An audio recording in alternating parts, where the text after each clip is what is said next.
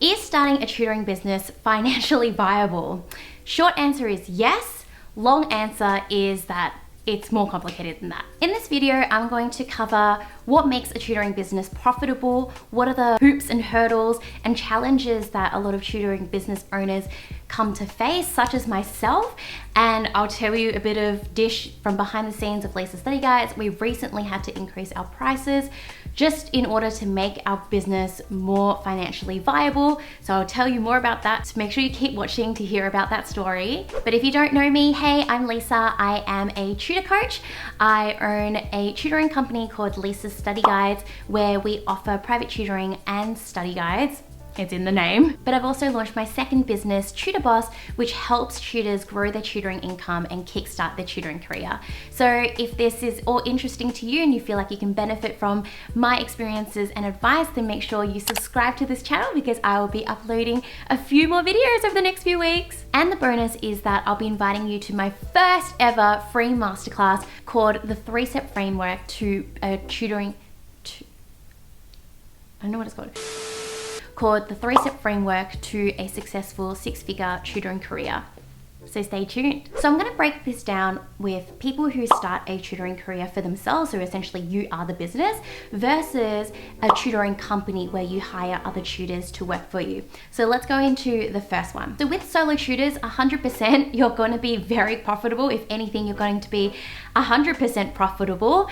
Maybe if anything, you spend money on software like calendars to schedule in your students or collect payments online, then maybe your profitability might decrease to like 90%, I'd say at the very max. But it really does not take much to run a solo tutoring career because essentially you are charging out for your time and all of that money goes directly to you. So if you're somebody who's interested in becoming a tutor and working for yourself, then this is a really great option to have. And it's actually what I did when I decided to quit pharmacy and move into tutoring full time. So when I was around 24 years old, I decided that I would tutor basically, I think around like 20 something students for the year, and that would make me an income of around $56,000 for that year, which was more than my tutoring income anyway. So it just made a lot of sense. Of course, when it comes to tutoring for yourself, there are always the pros, such as working for yourself, taking more of that profit, but there are also downsides too. So for example, you don't have as much of a support network because you're doing it all yourself. In terms of your access to resources, you're the one who needs to go out there and get those resources.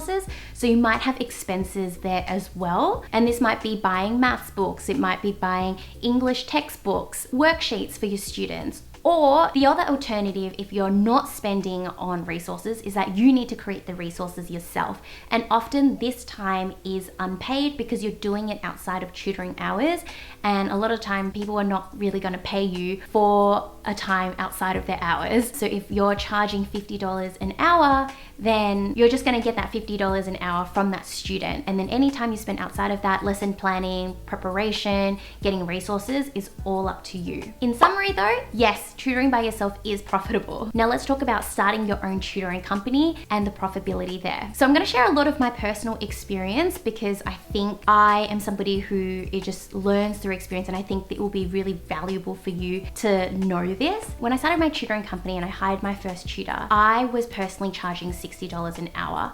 And so I thought that I should be charging other students also $60 an hour, and then I would pay my tutor, let's say $40 from that. And I thought, awesome, that's $20 in profit for every student that comes in, right? No, that is not correct. Just like if you were to run your own solo tutoring career, a business has expenses too. And if anything, a business has more and more expenses as you grow your business. Whew, and I am experiencing this week, and I'll tell you about our price increase in a second. But essentially, not only do you need to pay your tutor, and they take majority of the portion because they are doing the labor of that 1 hour of tutoring, but on top of that, you definitely need a calendar to liaise with your tutors and students, unless you are going for a marketplace business model where basically tutors just put their profile profiles on your website, and maybe you charge a commission for matching them with the tutor, or maybe you just charge a commission for each lesson they have with a student they found through your website,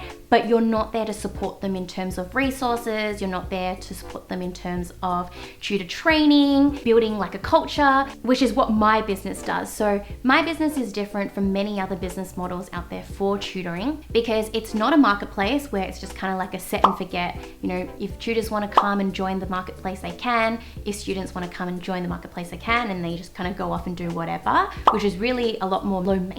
Whereas I'm kind of over here, which is more of a boutique model. We are really invested in our students and really invested in our tutors as well, and making sure that everyone has a good company experience across the board, which means that expenses really do jump up. So if I kind of list off all the expenses we have, you know, subscription expenses, and that can be anything from scheduling, it can be paying for Google Drive so that we can stash our resources somewhere.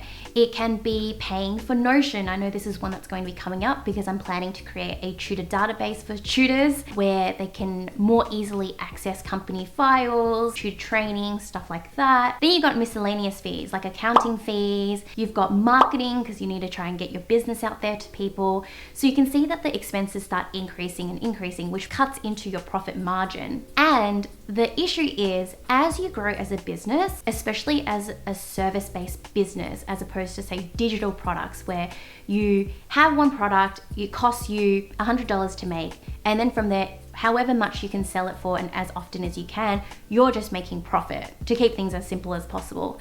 But when it comes to tutoring, your expenses keep increasing because you need to add on more and more people to service more and more students. Not only do you need to hire more tutors, but because you need to hire more tutors, you probably can't be as picky with the quality of tutor that you intake, which also means that you need to spend more in training them to get them up to the level that you want them to be at. On top of that, you were probably going to have management costs. So you're going to probably hire somebody to come into business to actually manage the tutors, to manage the customer service, so that you as the business owner have time to go and focus on other aspects that are going to grow the business. So for me, essentially what happened was in my first 2 years of starting my own tutoring company, it was kind of these initial expenses that I told you about: tutors, subscription, and resources. Then as my company got bigger, I realized, oh no, I can't be spending like 5 hours in email every single day, because I need to be getting out there,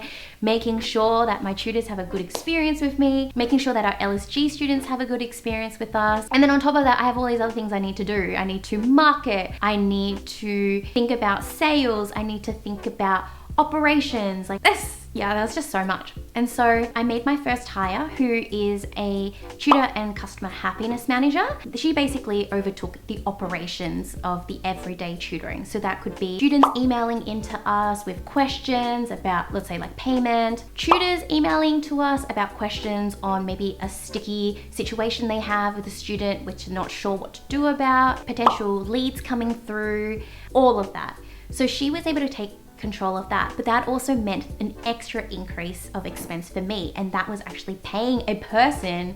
People are expensive, by the way, to have the business continue to thrive and also to free up space for me to focus on the next steps of the business. So once I hired this manager, I was then able to start focusing on marketing. So I was the face of my brand for a very long time, creating YouTube videos, and then also being the educational development manager. So that's where kind of I was focused on sourcing resources, creating our own resources so that tutors and students could use them. And now that we've kind of built up this section of business, I've just hired one of my tutors, Peggy, who's come on board as our marketing manager and educational development manager as well. So she's a new expense that I'm adding on top of my business. And so you can kind of gauge that if I was to keep my prices at $60 an hour, which is where I started at back in 2015, it wasn't going to be viable. And so I've had to increase my prices over time, but also in order for me to reinvest that money into my business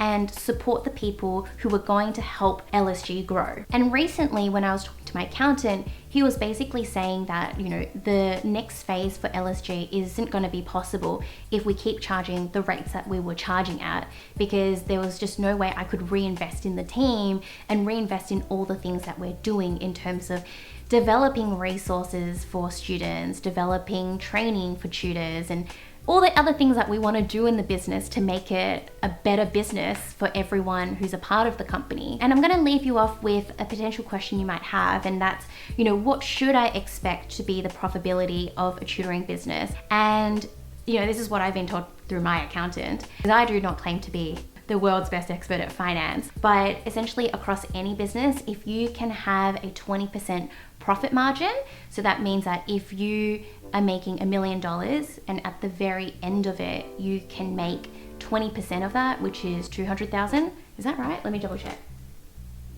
See, this is what I mean by I'm not financially savvy. Okay, yeah, it is. Okay, cool. Don't take that as like I'm reckless with money though, because that's definitely not true. If anything, I'm kind of on the opposite. So it is 200,000, and that money kind of sits there for you, which you can use to then strategically plan for, you know, the next year, which is to reinvest in whatever that next thing is. So around 20% is ideal. I think most companies are around 10%, but I guess it's always a work in progress for everyone, where you want to try to increase your profitability. That might mean increasing your revenue and decreasing your expenses, which is the basic formula of it all. If you found this video helpful, by the way, the next video coming out next week will be mistakes people make when starting a tutoring business. So if you're keen to find out about that, then make sure you subscribe and leave me a comment. I'd love to know what questions you have, because I'll be creating more tutoring related content, and I'd love to know, you know, where your headspace is at and what you'd like to know. Thanks so much for watching, and I'll see you next time. Bye.